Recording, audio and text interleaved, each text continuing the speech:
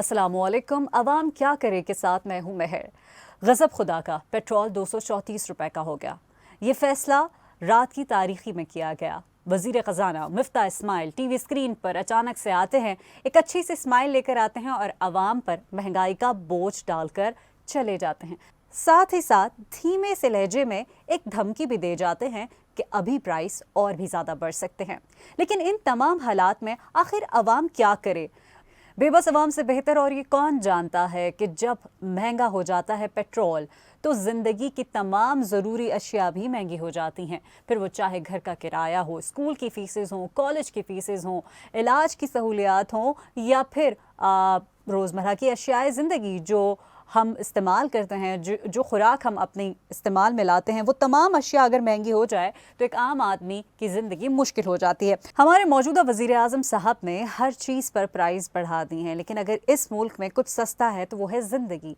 मौत यहाँ मुफ्त में मिल रही है। इस वक्त हुकूमत का हाल कुछ यूँ नज़र आ रहा है कि जितने भी मफाद में उनके साथी हैं, उनके सब फेवर में बातें हो रही हैं। 1 दर्जन से ज़ायद पार्टीज़ पर मबनी ये मखलूत हुकूमत अपनी लड़ाई कर रही है, अपनी बका की जंग लड़ती हुई नज़र आ रही है। लेकिन मईशियत की जो ये कश्ती है, जो पाकिस्तान इस वक्त एक इंतहाई बुरी नहज पर खड़ा हुआ है, उसका कोई एक एंड अच्छा नज़र नहीं आ रहा।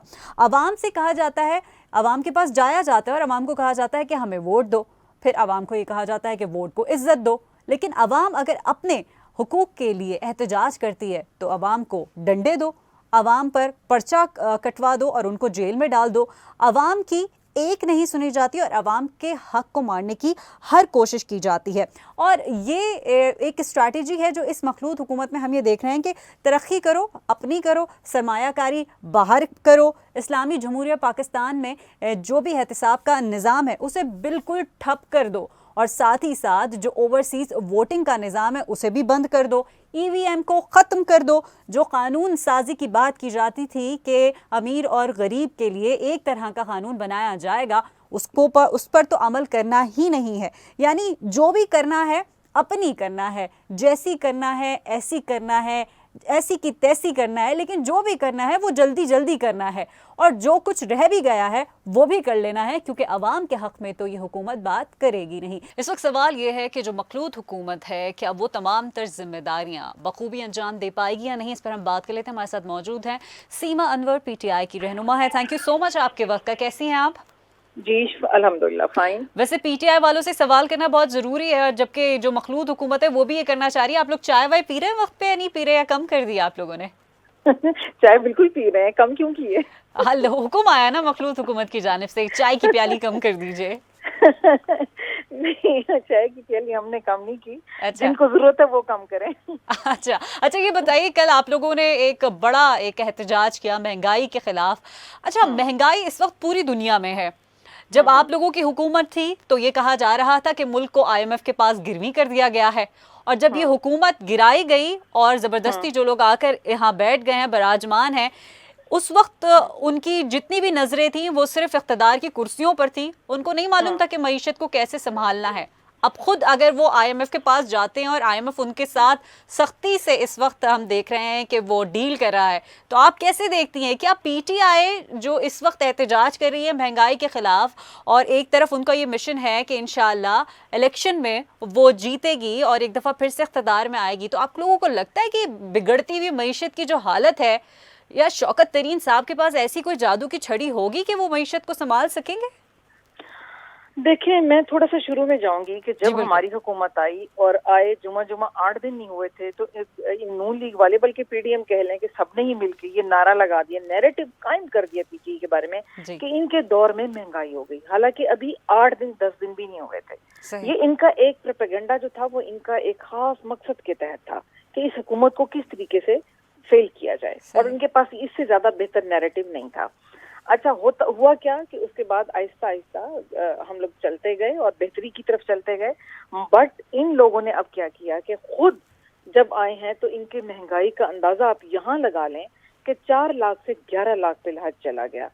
डॉलर कहाँ पहुंच गया? 100 रुपए से बढ़कर मेरा ख्याल है कि तकरीबन 100 समथिंग एवरेजली जो है वो पेट्रोल बढ़ गया। मतलब क्या चाहते क्या है? आटा देख लें, घी देख लें, ایچ اینڈ ایوری تھنگ. اب الزام یہ لگا رہے ہیں کہ جی IMF کے ساتھ خان صاحب نے سائن کیے تھے, ہمیں اس کی طرف سے یہ مہنگائی دینی پڑ رہی ہے. ٹوٹلی فیل, غلط, جھوٹ تو موٹو ہے نا. ان لوگوں نے گٹھی ہی جھوٹ کی پی ہوئی ہے. میں حیران ہوں اس چیز پر کہ اتنی ڈٹائی اور پکے طریقے سے جھوٹ بولتے ہیں جیسے کوئی آدمی مجرم بولتا ہے. نہیں, وہ تو یہ کہتے ہیں آپ لوگ کوئی بارودی سرنگیں بچھا کر گئے ہیں. جی بارودی سرنگیں میں ہم بھی تو رہ رہے تھے نا. وہ بارودی سرنگیں ہمارے ہوتے ہوئے تو نہیں پھٹی تھیں, اب کیوں پھٹ پڑی ہیں؟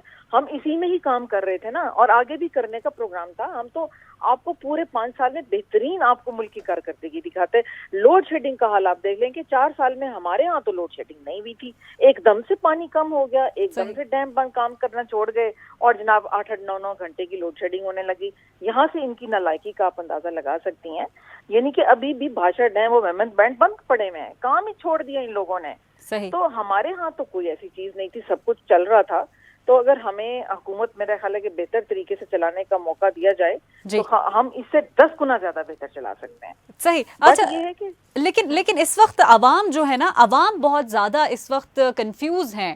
بیچارے کنفیوز نہیں ہیں ایکچولی, ہاں ظلم ہو گیا ہے عوام کے ساتھ. پیٹرول مہنگا ہو گیا ہے. آپ سوچیں کہ ایک آدمی جس کی 25,000 روپے تنخواہ ہے, اگر وہ مہینے کا صرف 15,000 کا پیٹرول ڈلوا لے گا تو اپنے بیوی بچوں کو کھلائے گا کیا؟ چلیں ٹھیک ہے پیٹرول مہنگا ہے, وہ چلیں بسوں میں سفر کر لے گا.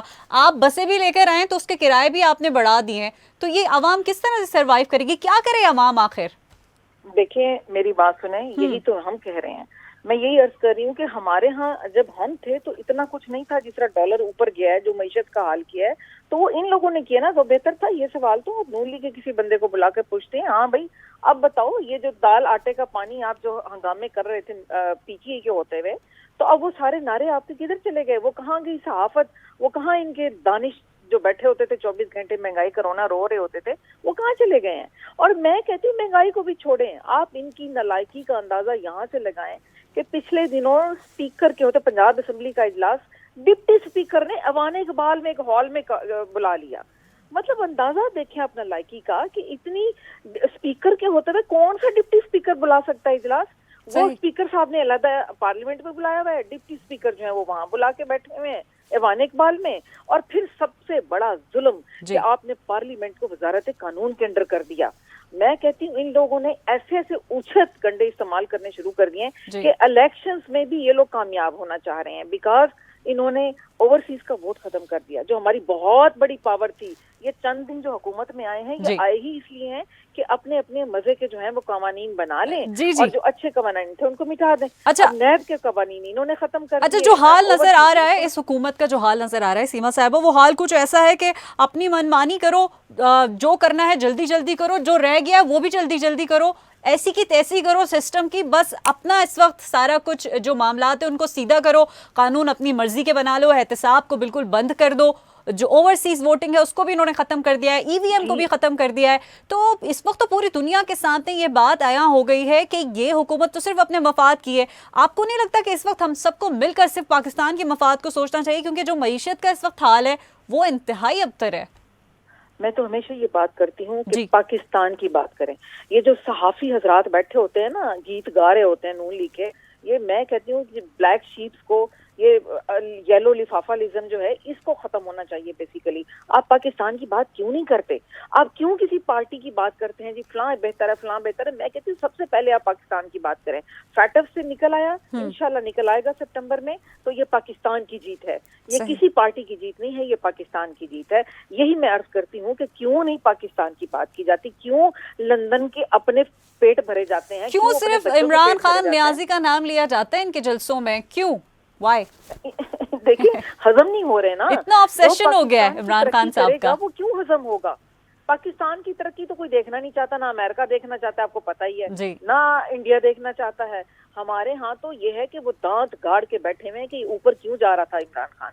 اسی لیے تو یہ عالمی طاقتوں کا جو ہے وہ ہمارا نشانہ بنے ہیں, کسی ایک پارٹی کا نشانہ نہیں بنے. یہ ہم عالمی طاقتوں کا نشانہ بنے ہیں, اور وہ ہمارا ان سب کی جو نظر ہے وہ ایٹمی پاور پر ہے، اور میں سمجھتی ہوں کہ ہم پر یقین کریں کہ پاکستانیوں کے اوپر شرم کا مقام ہے کہ اگر وہ اس نون لیگ کو دوبارہ ووٹ دیتے ہیں اور دوبارہ ایسی حکومتوں کو لے کر آتے ہیں چور اچک کے، اور ڈکلیئرڈ اشتہاری. بھائی کمال ہو گیا کہ ڈکلیئرڈ اشتہاری ہم پر مسلط ہو گئے، ہمارے وزیر اعظم اور وزیر اعلیٰ بن گئے. اس سے بڑا ظلم پاکستان کے ساتھ کیا ہو سکتا ہے؟ اچھا، لوگ یہ کہتے ہیں کہ ٹھیک ہے اگرچہ نون لیگ آ گئی اور پرانے لوگ واپس آ گئے، کچھ سوال یہ بھی پیدا ہوتے ہیں کہ پی ٹی آئی کی حکومت نے بہت ساری غلطیاں کی ہیں اور عمران خان صاحب آ کے ابھی کون سا تیر مار لیں گے. تو آپ کو لگتا ہے آپ لوگوں نے کوئی اسٹریٹجی، کوئی حکمت عملی ایسی بنائی ہوئی ہے کہ عوام کی جو ایکسپیکٹیشن اس وقت صرف عمران خان صاحب کے ساتھ ہے؟ کیونکہ we don't have any choice. اگر عمران خان کے علاوہ بھی اگر ہمارے پاس کچھ آلٹرنیٹ ہوتا تو ہم وہ سوچ سکتے تھے، ہمارے پاس نہیں ہے ابھی. بالکل، آپ نے بہت خوبصورت بات کی. بالکل پی ٹی آئی سے غلطیاں ہوئی ہیں، اور کیا غلطیاں ہوئی ہیں اب یہ بھی آپ سن لیں. عمران خان سے جو سب سے بڑی غلطی ہوئی ہے نا جی، اس نے یہ غلطی کی ہے کہ جب ہم حکومت میں آئے انہوں نے پی ٹی آئی کے کسی بندے کو، کسی ورکر کو کسی پوسٹ پہ نہیں لگایا، انہوں نے کسی رشتہ دار کو آگے لا کر نہیں کھڑا کیا، انہوں نے تمام ان لوگوں کو ان پوسٹوں پہ جاری رکھا جو پہلے موجود بیٹھے ہوئے تھے، اور وہ سارے نون لیگ کے سٹ کیے ہوئے لوگ تھے. عمران خان کی سب سے بڑی غلطی یہ ہے کہ ان لوگوں کو نکال کے باہر نہیں پھینکا، ان لوگوں کو سزائیں نہیں دیں، ان لوگوں کے خلاف مقدمے قائم نہیں کیے.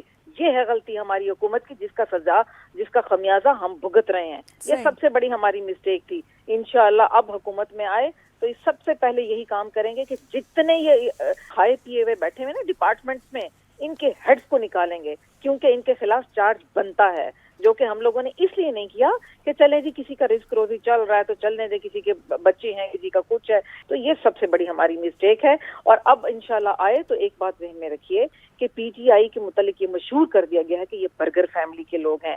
اب یہ برگر فیملی نا ان کو ناکو چنے چپائے گی. آپ نے کل کے مظاہرے سے اندازہ بہت اچھی طرح لگا لیا ہوگا کہ کس طرح پبلک باہر. تو ٹھیک ہے نا، برگر فیملی وغیرہ جو ہوتی ہیں وہ ویسے بھی چائے وائے پیتے نہیں ہیں یہ لوگ. صرف نہیں، چائے دیکھیں، چائے پینے کی بات بڑی دور ہو جاتی ہے.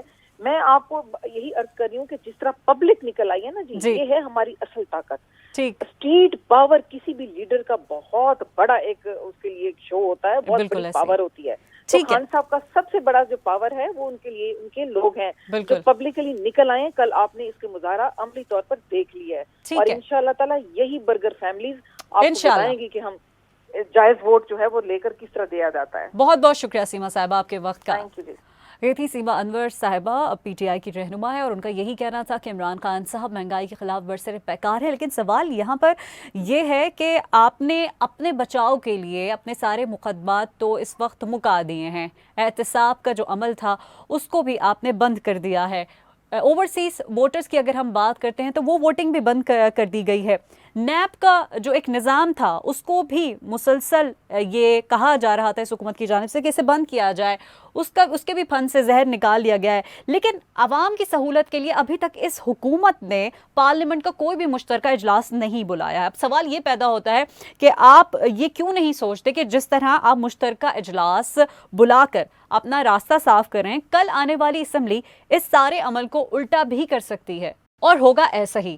ہماری معیشت ایک بدمست ہاتھی کی طرح سب کچھ رونتے ہوئے جا رہی ہے، اور اگر ہم بات کرتے ہیں تمام دنیا میں اس وقت جو مہنگائی ہو رہی ہے، اگر وہاں پر مہنگائی ہے تو کچھ نہ کچھ ایسے وسائل ہیں، کچھ نہ کچھ ایسے طریقے ہیں جس سے اسے کوپ اپ کرنے کی کوشش کی جا رہی ہے. لیکن ہمارے یہاں وزیر اعظم شہباز شریف کی اگر بات کرتے ہیں، وہ صرف عمران نیازی کے پیچھے لگ گئے ہیں. انہیں یہ مشورہ ہے کہ آپ بھی سر جوڑ کر تھوڑا ماہرین کے ساتھ بیٹھیے، مشورے کیجئے، اور اس وقت جو صورتحال ہے اس کو بہتر بنانے کے لیے کوئی لائے عمل اختیار کیجئے. آن دیٹ نوٹ، عوام کیا کرے سے مجھے مہر کو دیجئے اجازت. خدا حافظ.